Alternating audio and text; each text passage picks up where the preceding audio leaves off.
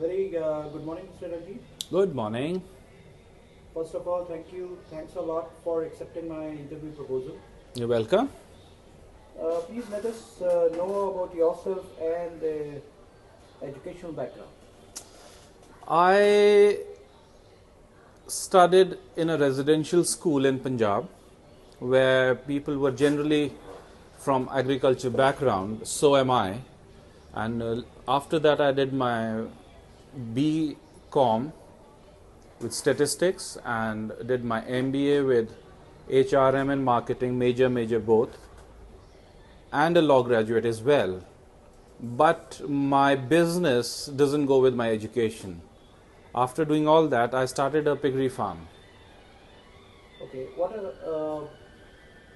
is the reason behind your success and who introduced you to the entrepreneurship? The reason behind my success would be education and my openness to the business.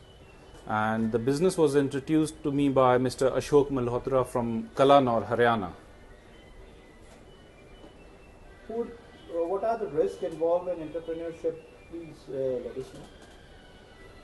As in my business, there are loads of risks. A, being with the livestock. It can go off any time. And while taking care of the business, you have to keep an eye on all your livestock and the pork you got to produce. It should be healthy enough and should pass all the government tests where it is supplied to 5-star hotels, other these meat supplying agencies. So it has to be healthy and good quality. Okay, how long does it take for a new business to establish a good public image?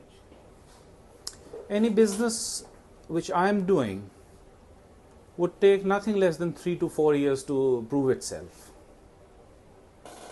How do you manage your time in a day? Please let us detail about your daily routine.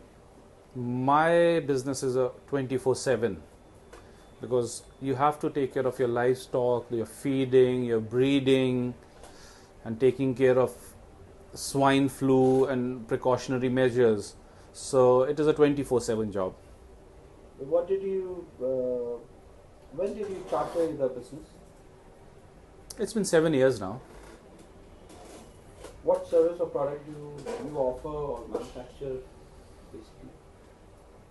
See, I'm not a manufacturer. I produce, yes, you can say being a manufacturer as well, because I produce livestock, breeding stock, and pork.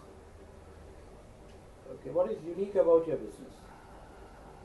Not very many people are into piggery farms, and a piggery farm which is maintained in a manner by international standards. So that's very impressive. People who visit, they like to see the organized piggery farm. What are your responsibilities as a business owner? To supply best of breeding stock, best of breed, and best quality pork. So ending this conversation, what advice would you like to give to someone or to our audience for a startup? One has to be ready doing any kind of a breeding stock business.